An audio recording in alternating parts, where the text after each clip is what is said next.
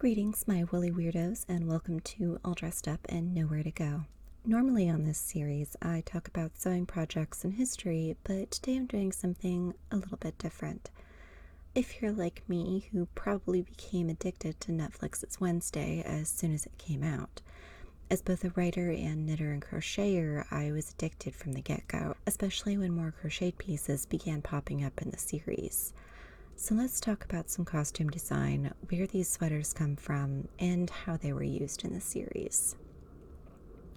Costume designer Colleen Atwood is honestly one of my idols. She's one of my favorite costume designers in Hollywood, and I promise that you are probably also a fan of her work.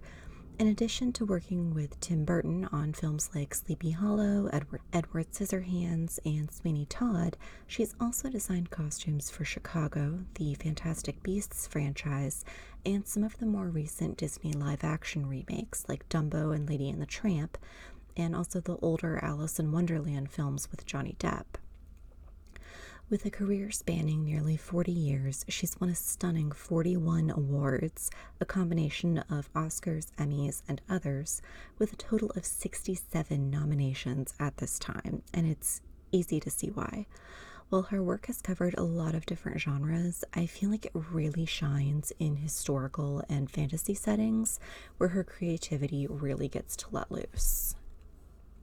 So it's no real surprise that as the designer behind A Wednesday Addams on Netflix, her unique style and hidden storytelling show up in all of the outfits, from customized school uniforms to handmade touches, and especially in the last 4 episodes, these become incredibly evident.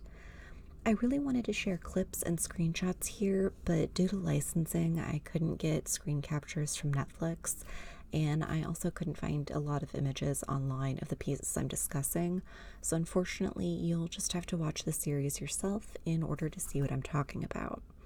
I would love to have had access to those, but my channel and following are just too small to qualify for media access, so if you want to see more video discussions like this, make sure to like, subscribe, and share my work, and while we're talking self-promotion, why not check out my books down below? If you enjoyed Wednesday, and I assume you did, then I recommend starting with my novel, By the Grace, which also involves a creepy boarding school with a mystery.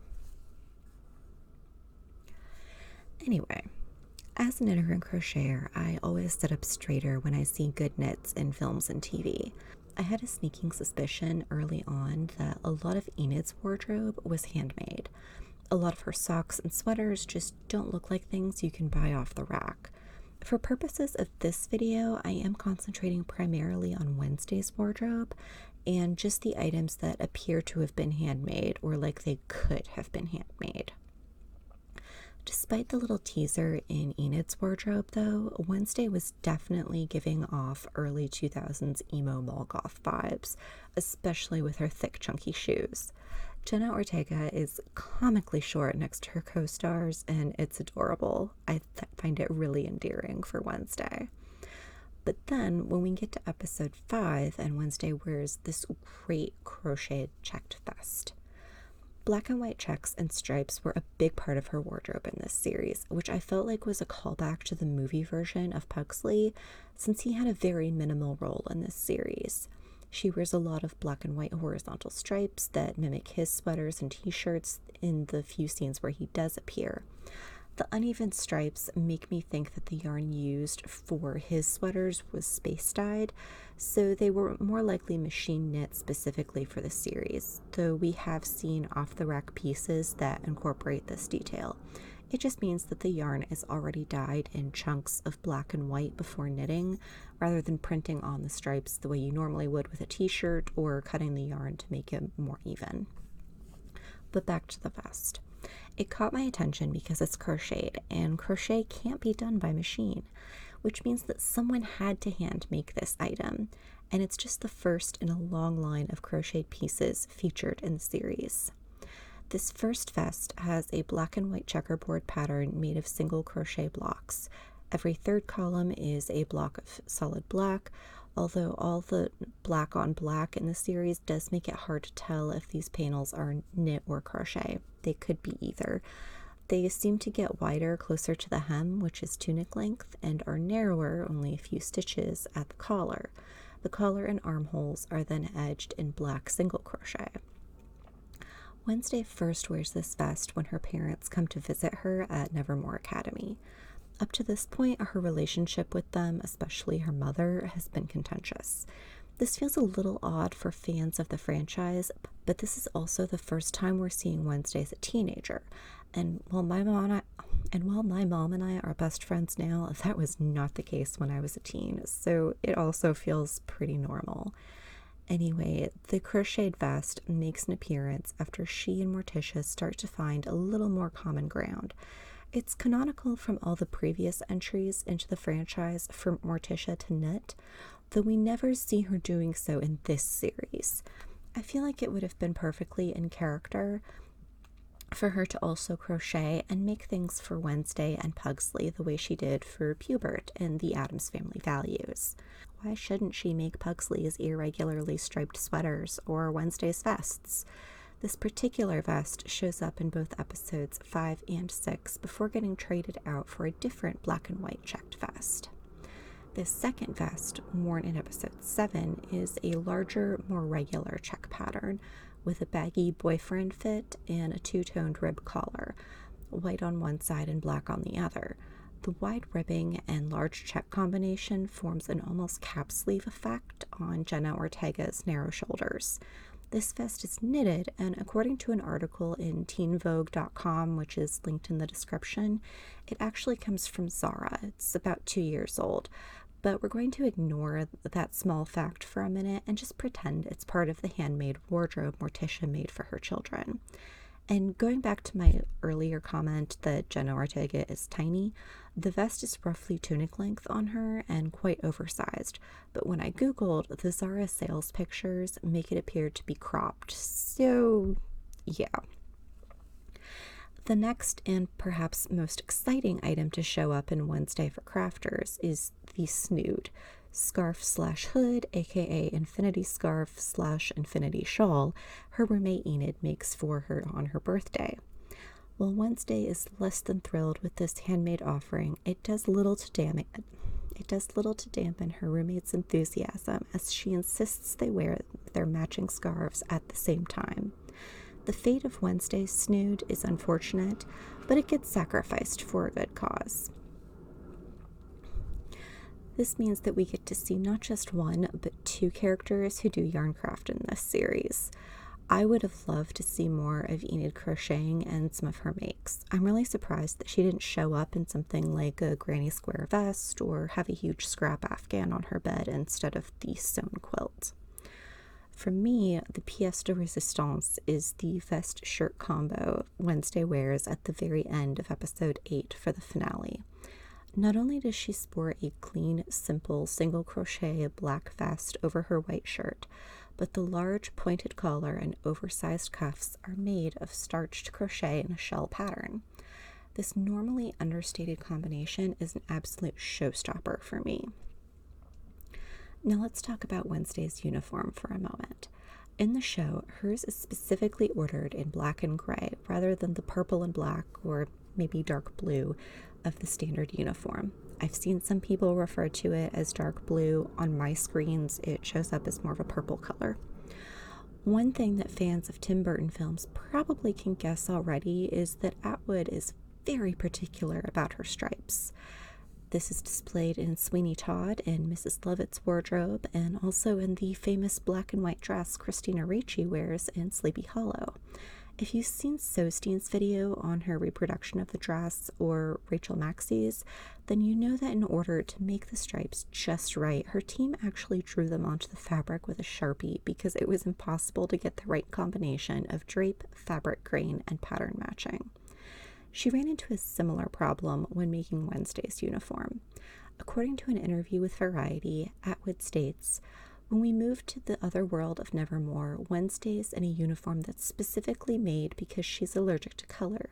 She adds, "I wanted a gray and black stripe, but I didn't really like how they looked in the world, so I ended up having the stripes drawn and painted. We silk screened her stripes, so we got her something that was softer So we got something that was a softer variation on a stripe, which is a fun process as a designer to be able to do. The uniform also involves knitwear, a dark machine knit vest. Nothing special, but on her it stands out because she's the only one who routinely wears a vest, covering up the glaring white of her uniform shirt. Her blazer is cut higher too, closing her in and providing protection, while Enid's is much lower, only buttoning near the waist. A visual representation of the differences in their personality that is marked even without color. A few honorable mentions go out to Enid's wardrobe, including a pair of potentially hand-knit socks that appear in multiple episodes, her rainbow leg warmers in episode 6, and her multitude of colorful fuzzy sweaters. Maybe we can see her working on projects like these in season 2? As you can see, I have started working on my own versions of these sweaters. There are already patterns up on Ravelry if you want to make one for yourself, but I find the reverse engineering process to be a lot of fun. I'm starting with the first checked vest and going from there. For all three, I decided to use Caron Simply Soft, which is an Aran Weight 100% acrylic yarn available at most craft stores here in the US. This wouldn't normally be my first choice for garments, but knowing that these sweaters take more yardage than I'm used to, crochet takes about 3 times more yarn than knitting, and knowing that I would also be scaling up to a 1X, I chose it primarily for texture and price point. I'm working with a J hook or a 6mm hook for my non-Americans, and I'm trying really hard to record the entire process.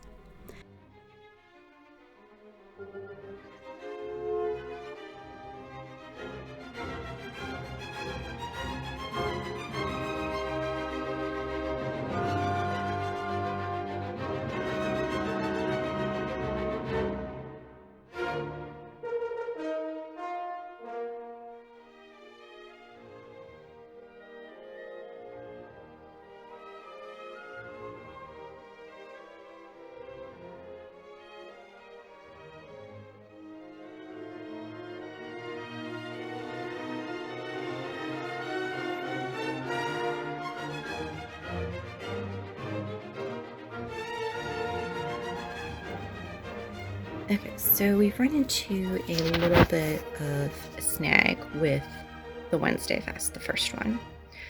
So this is Aran Weight yarn, and this is a J hook. Yes, it's a J, 6mm slash a size 10. I don't know who uses the size 10 on these hooks.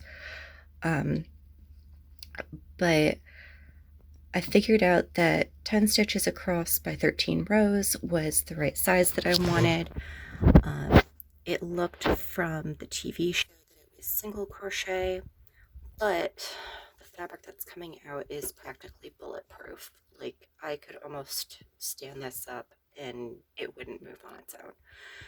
So I added the first black panel, and I've already had to make adjustments because just in general, I have a very different body type from Jenna Ortega.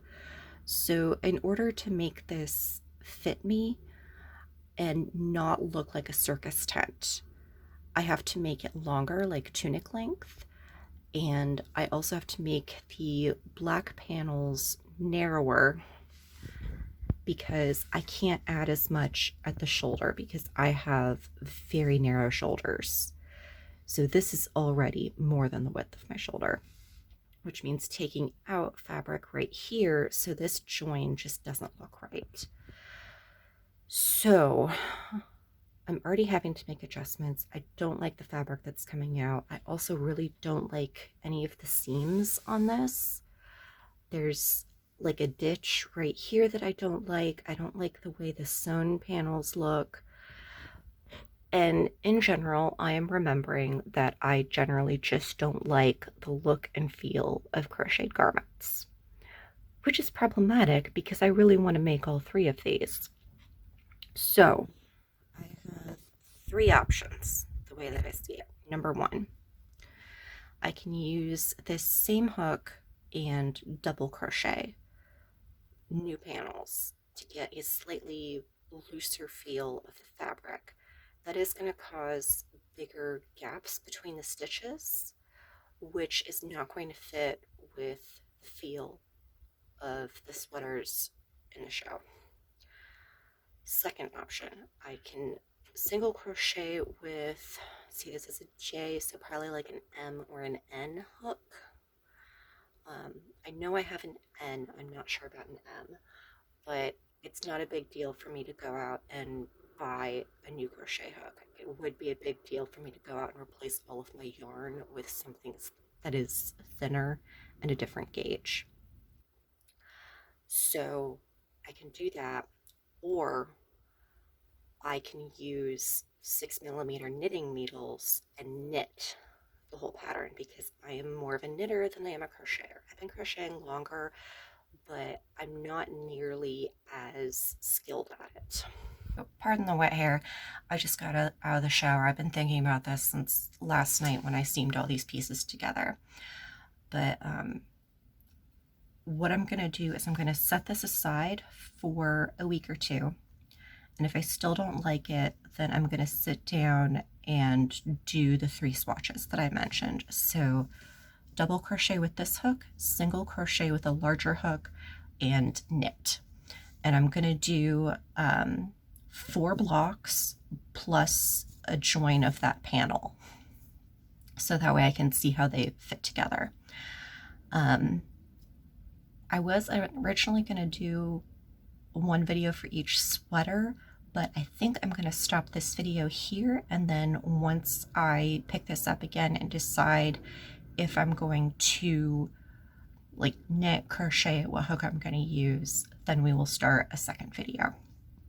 So I'm going to sign off for now. I'm going to find out to see if I still have an M hook or not, because I've gotten rid of a lot of crochet hooks over the years. I was given so many. I had dozens of crochet hooks. Which reminds me that if you want to see any of my Destash items, I have a Gumroad shop listed below. Gumroad is kind of like Etsy, but less predatory towards the makers, which, since I don't sell very much on that shop, is good for me because I don't lose all of my money in fees. So anyway, I'm going to sign off for right now, and I will see you guys in probably a month with the next installment of this. So until then, stay safe, stay healthy, and I hope that you have something soft and fluffy to cuddle with, like that beast right over there. He's very fluffy and very large. He's a Maine Coon. That's grim. Okay, ciao!